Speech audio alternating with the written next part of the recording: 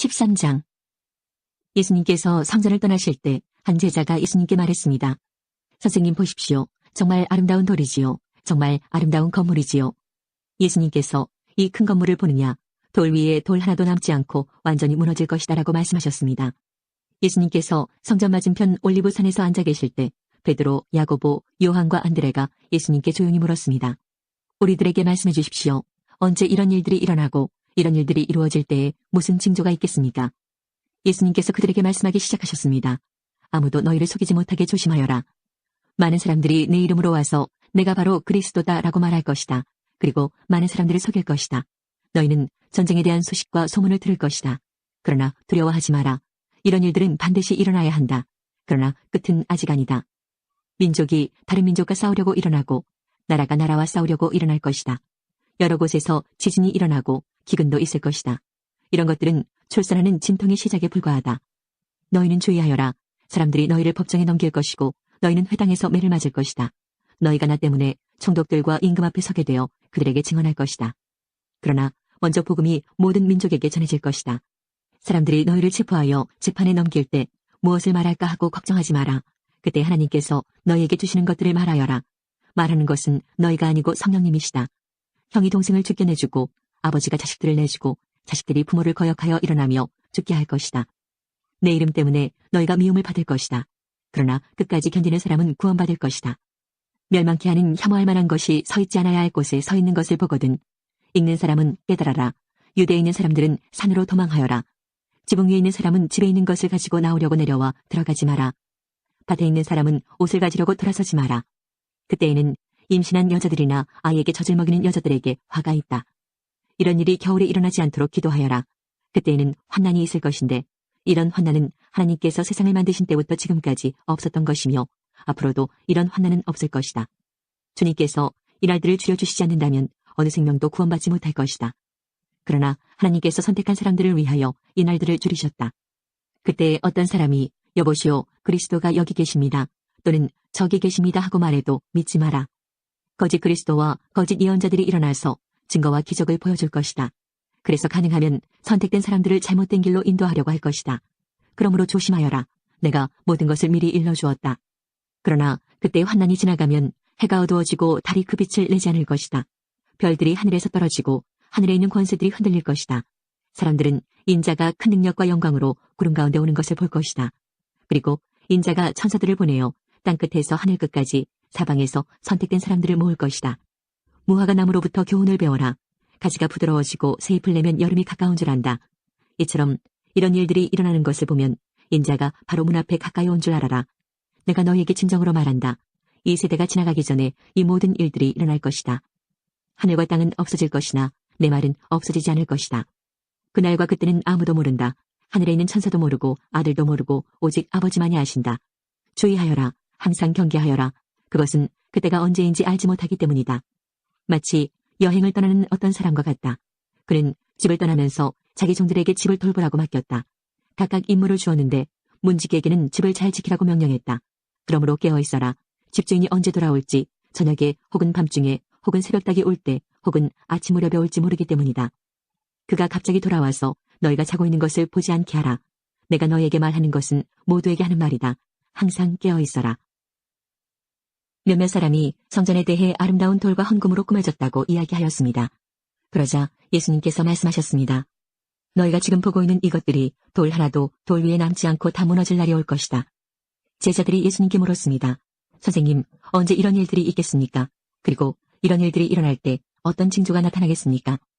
예수님께서 그들에게 말씀하셨습니다. 너희가 속지 않도록 조심하여라.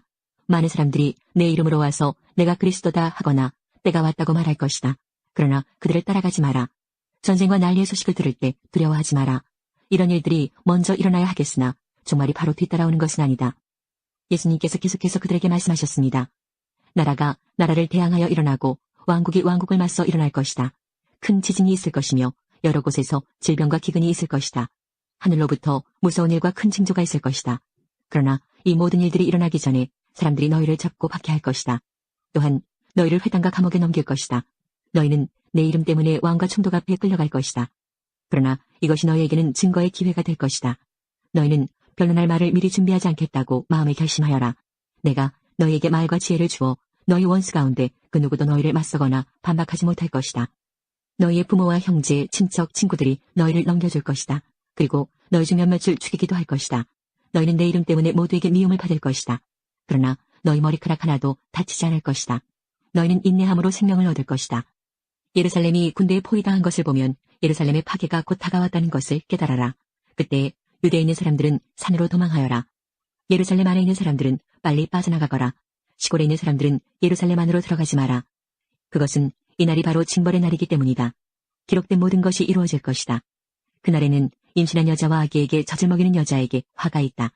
땅에는 큰 고통이 닥치겠고 진노가 이 백성에게 내릴 것이다. 그들은 칼날에 쓰러질 것이며 여러 나라의 포로로 붙잡혀갈 것이다. 이방인의 때가 끝날 때까지 예루살렘은 이방인들의 발에 짓밟힐 것이다. 해와 달과 별들에게서 징조가 있을 것이다. 땅에서는 민족들이 바다와 파도의 소리에 당황할 것이다. 사람들은 세상에 닥칠 일을 예상하며 두려워하고 기절할 것이다. 이것은 하늘에 있는 권세가 흔들릴 것이기 때문이다. 그때 사람들은 인자가 구름을 타고 능력과 큰 영광으로 오는 것을 볼 것이다. 이러한 일이 일어나기 시작할 때 일어서서 너희의 머리를 들어라. 이는 너희의 구원이 가까이 오고 있기 때문이다. 예수님께서 이런 비유를 말씀하셨습니다. 무화과 나무와 다른 모든 나무들을 보아라. 잎사귀가 돋는 것을 보면 너희는 여름이 가까웠다는 것을 알 것이다. 이와 같이 너희도 이런 일들이 일어나는 것을 볼 때 하나님 나라가 가까운 줄 깨달아라. 내가 진정으로 너희에게 말한다. 이 세대가 다 지나기 전에 이 모든 일들이 일어날 것이다. 하늘과 땅은 없어질지라도 내 말은 결코 없어지지 않을 것이다.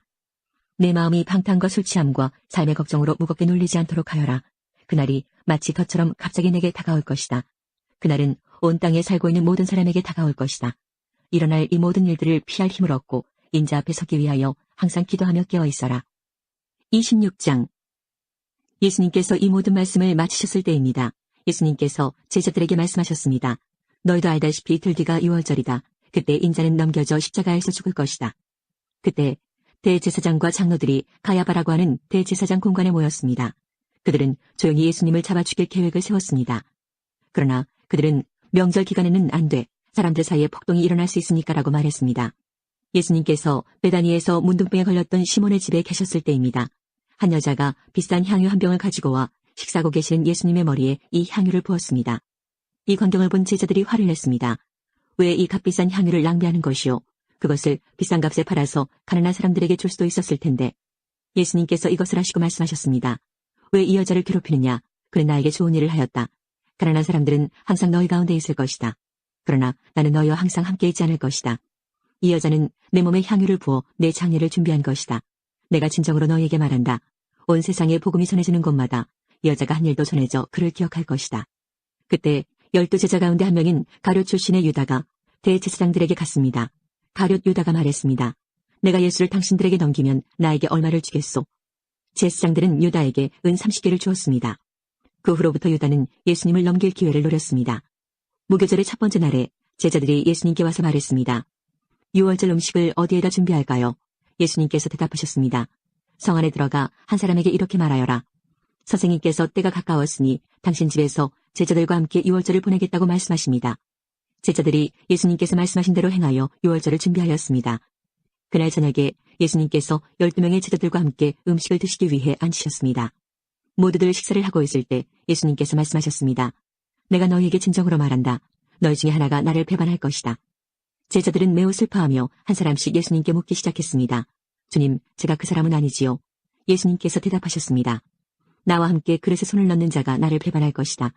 성경에 쓰여진 대로 인자는 떠나갈 것이다. 그러나 인자를 넘겨주는 그 사람에게는 화가 있다. 차라리 태어나지 않았더라면 자신에게 더 좋았을 것이다. 예수님을 배반한 유다가 예수님께 말했습니다. 선생님이여, 설마 제가 그 사람입니까?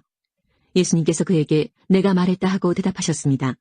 식사 때 예수님께서는 빵을 들어 감사기도를 드리시고 그것을 떼어 제자들에게 주시며 말씀하셨습니다. 받아 먹어라. 이것은 내 몸이다. 또한 예수님께서 잔을 들어 감사드리신 후 그것을 제자들에게 주시며 말씀하셨습니다. 너희 모두 이것을 마셔라. 이것은 죄를 용서하기 위하여 많은 사람들을 위해 붓는 나의 피, 곧 언약의 피이다.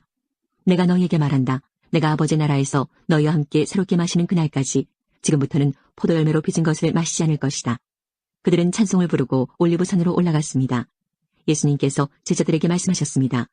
오늘 밤 너희는 모두 나를 버릴 것이다. 성경에 이렇게 쓰여 있다.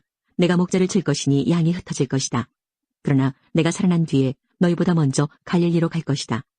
베드로가 말했습니다. 다른 모든 제자들이 주님을 버릴지라도 저는 결코 버리지 않겠습니다. 예수님께서 대답하셨습니다. 내가 진정으로 너에게 말한다. 바로 오늘 밤 닭이 울기 전에 내가 나를 3번이나 모른다고 할 것이다. 베드로가 예수님께 말했습니다. 주님과 함께 죽을지라도 결코 주님을 모른다고 하지 않을 것입니다. 다른 제자들도 모두 똑같이 말했습니다. 그때 예수님께서 제자들과 함께 겟세마네라고 불리는 곳으로 가셨습니다. 예수님께서 제자들에게 말씀하셨습니다. 내가 저기에 가서 기도하는 동안 여기 앉아 있어라. 그리곤 베드로와 세베대의 두 아들을 데리고 가셨습니다. 예수님께서는 매우 근심하시며 괴로워하기 시작하셨습니다. 예수님께서는 세 제자에게 말씀하셨습니다. 내 마음이 괴로워 죽을 지경이다. 여기서 머무르며 나와 함께 깨어 있어라. 그리고 나서 약간 떨어진 곳으로 가서 얼굴을 땅에 대고 기도하셨습니다. 나의 아버지, 할 수만 있다면 제게서 이 잔을 지나가게 해주십시오. 그러나 내 뜻대로 하지 마시고 아버지 뜻대로 하시길 원합니다. 기도하신 후 제자들에게 오셔서 제자들이 자고 있는 것을 보시고 베드로에게 말씀하셨습니다. 너희들은 1시간도 나와 함께 깨어 있을 수 없느냐? 깨어서 너희가 시험에 빠지지 않도록 기도하여라. 영은 원하지만 육체가 약하구나. 예수님께서 다시 가셔서 두 번째 기도를 하셨습니다. 나의 아버지여, 이것이 제게서 지나갈 수 없고 제가 마셔야만 한다면 아버지 뜻대로 되기를 기도합니다. 그리고 나서 다시 제자들에게 가셔서 제자들이 자고 있는 것을 보셨습니다. 그들은 너무 졸렸던 것입니다. 그래서 예수님께서는 제자들을 놔두고 다시 3번째로 기도하셨습니다. 예수님께서는 같은 기도를 한 번 더 하셨습니다. 그 다음에 예수님께서 제자들에게 돌아오셔서 말씀하셨습니다. 아직도 자고 있고 쉬고 있느냐? 보아라, 때가 가까이 왔다. 인자가 죄인들의 손에 넘겨진다. 일어나라, 가자. 나를 배반한 사람이 가까이 오고 있다. 14장 6월절과 무교절이 되기 이틀 전이었습니다. 대제사장들과 율법학자들이 흉계를 꾸며 예수님을 아무도 모르게 잡아서 죽이려고 하였습니다. 이들이 말했습니다. 명절 동안에는 안 돼. 사람들이 소동을 일으킬 수 있어. 예수님께서 베다니 마을에 있는 문둥병에 걸렸던 시몬의 집에서 음식을 드시고 계셨습니다. 한 여자가 매우 비싼 나드 향유 한 병을 가지고 왔습니다. 그리고 병을 열고 향유를 예수님의 머리에 부었습니다. 그러자 몇몇 사람이 화를 내면서 서로 말했습니다. 어째서 향유를 낭비하는 거지? 이 향유는 300데나리온에 팔 수 있고 그 돈으로 가난한 사람들을 도울 수도 있었을 텐데. 그리고 여자를 호되게 나무랐습니다. 예수님께서 말씀하셨습니다.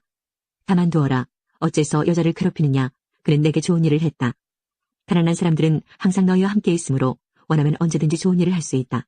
그러나 나는 항상 너희와 함께 있는 것이 아니다. 여자는 자기가 할 수 있는 일을 했다. 죽기 전에 내 장례를 위해 내 몸에 향유를 부어준 것이다.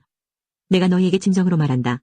복음이 온 세상에 전해질 때 이 여인이 한 일도 알려져서 사람들이 기억하게 될 것이다. 12 제자 가운데 한 사람인 가룟 유다가 예수님을 넘겨주려고 대제사장들에게 갔습니다. 대제사장들은 이 말을 듣고 기뻐했습니다. 그리고 유다에게 돈을 주기로 약속했습니다. 그래서 유다는 예수님을 넘겨줄 좋은 기회를 엿보기 시작했습니다. 무교절의 첫 번째 날, 즉 6월절 양을 잡는 날에 제자들이 예수님께 여쭈었습니다. 6월절 음식을 어디에 가서 준비할까요? 예수님께서 제자들 가운데서 2명을 보내시면서 말씀하셨습니다. 성으로 들어가거라. 물병을 든 사람을 만나면 그를 따라가거라. 그가 들어가는 집의 주인에게 선생님께서 제자들과 함께 6월절 음식을 먹을 수 있는 방이 어디냐고 물으십니다라고 하여라. 그러면 집주인이 너에게 준비된 커다란 다락방을 보여줄 것이다. 그곳에서 음식을 준비하여라. 제자들이 떠나서 성으로 들어갔습니다. 예수님께서 말씀하신 그대로였습니다. 그래서 6월절을 준비했습니다. 저녁이 되자 예수님께서 12 제자들과 함께 그 집으로 가셨습니다. 식사를 하는 동안 예수님께서 말씀하셨습니다. 내가 너희에게 진정으로 말한다. 나와 함께 음식을 먹고 있는 너희 가운데 한 사람이 나를 배반할 것이다. 제자들이 근심하면서 한 사람씩 예수님께 말했습니다. 설마 제가 그 사람입니까? 예수님께서 대답하셨습니다. 12 제자 가운데 한 사람이며 나와 함께 그릇에 손을 넣는 사람이다. 인자는 성경에 기록된 대로 죽지만 인자를 넘겨주는 사람에게는 화가 있다. 그 사람은 차라리 태어나지 않았더라면 자신에게 더 좋았을 것이다. 식사를 하는 동안 예수님께서는 빵을 들고 감사 기도를 드리셨습니다. 그리고 떼어서 제자들에게 주시며 말씀하셨습니다. 받아라, 이것은 나의 몸이다. 또 잔을 들고 감사 기도를 드리셨습니다. 그리고 제자들에게 잔을 주어 제자들이 마셨습니다. 예수님께서 말씀하셨습니다. 이것은 많은 사람들을 위해 쏟는 나의 피, 곧 언약의 피다. 내가 진정으로 너희에게 말한다. 내가 하나님 나라에서 새 것으로 마실 그날이 올 때까지는 결코 다시 포도나무에서 난 것을 마시지 않을 것이다. 예수님과 제자들은 찬송을 부른 뒤 올리브산으로 올라갔습니다. 예수님께서 제자들에게 말씀하셨습니다. 너희는 모두 나를 버릴 것이다. 성경에 이렇게 쓰여 있다. 내가 목자를 치리니 양들은 흩어질 것이다. 그러나 내가 살아난 후 너희보다 먼저 갈릴리로 갈 것이다. 베드로가 말했습니다. 모두가 버릴지라도 저는 그렇지 않을 것입니다. 예수님께서 대답하셨습니다. 내가 너에게 진정으로 말한다. 오늘 밤 닭이 2번 울기 전에 내가 나를 모른다고 3번 말할 것이다. 베드로는 강조하여 말했습니다. 주님과 함께 죽을지언정 결코 모른다고 하지 않을 것입니다. 다른 모든 제자들도 같은 말을 했습니다. 예수님과 제자들이 겟세마네라고 하는 곳으로 갔습니다. 예수님께서 제자들에게 말씀하셨습니다. 내가 기도하는 동안에 여기 앉아 있어라. 예수님께서는 베드로와 야고보 그리고 요한을 데리고 가셨습니다. 예수님께서는 매우 근심하며 괴로워하셨습니다. 예수님께서 말씀하셨습니다. 내 영혼이 심히 괴로워 죽을 지경이다. 여기서 머무르면서 깨어 있어라. 예수님께서 조금 더 가셔서 땅에 엎드리셨습니다. 그리고 할 수만 있다면 그때가 지나가 버리기를 기도하셨습니다. 예수님께서 기도하셨습니다. 아버지께서는 모든 것을 하실 수 있으시니 이 잔을 없애주십시오. 그러나 제 뜻대로 하지 마시고 아버지의 뜻대로 하십시오.